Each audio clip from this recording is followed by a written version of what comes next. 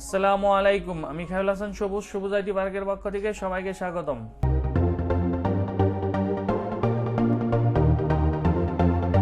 আজকের ভিডিওতে আমরা দেখব অনেক সময় ওয়ার্ডপ্রেসের মিডিয়া থেকে ফাইল আপলোড দিলে ফাইল পারমিশনের কারণে সেটা আপলোড হয় না। এই প্রবলেমটি কীভাবে সলভ করা যায় তা আজকের ভিডিওতে আমরা দেখব।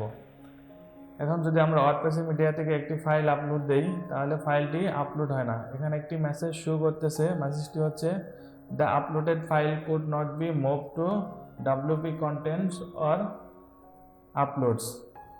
এই প্রবলেমটি হয় মেইনলি WP কন্টেন্ট ফোল্ডারে যদি ফাইল পারমিশনে প্রবলেম থাকে। অনেক সময় হোস্টিংয়ে যদি স্পেস কম থাকে তাহলেও এই মেসেজটি শো করে। এই প্রবলেমটি সলভ করার জন্য আমরা আমাদের সি প্যানেলে লগ ইন করব।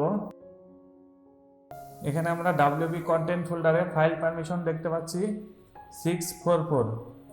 এই ফাইল পারমিশনটা আমরা চেঞ্জ করে 755 করে দেব। দেন আমরা সেভ করব। সেভ করার পর এখন যদি আমরা মিডিয়া থেকে একটি ফাইল আপলোড দেই তাহলে আমাদের ফাইলটি সাকসেসফুলি আপলোড হয়েছে। দেন আমরা যদি এখন আরেকটা ফাইল আপলোড দেই, দেন আমরা আরেকটা ফাইল আপলোড দিলাম, আমাদের এই ফাইলটিও সাকসেসফুলি আপলোড হয়েছে। তাহলে আজকের ভিডিওতে আমরা দেখলাম অনেক সময় ওয়ার্ডপ্রেসের মিডিয়া থেকে ফাইল পারমিশনের কারণে ফাইলটি আপলোড হয় না। এই প্রবলেমটি কীভাবে সলভ করা যায় তা আজকের ভিডিওতে আমরা দেখলাম। যদি আমার ভিডিওটি ভালো লেগে থাকে তাহলে অবশ্যই সাবস্ক্রাইব করবেন এবং অলরেডি সাবস্ক্রাইব করে থাকলে আপনাকে ধন্যবাদ।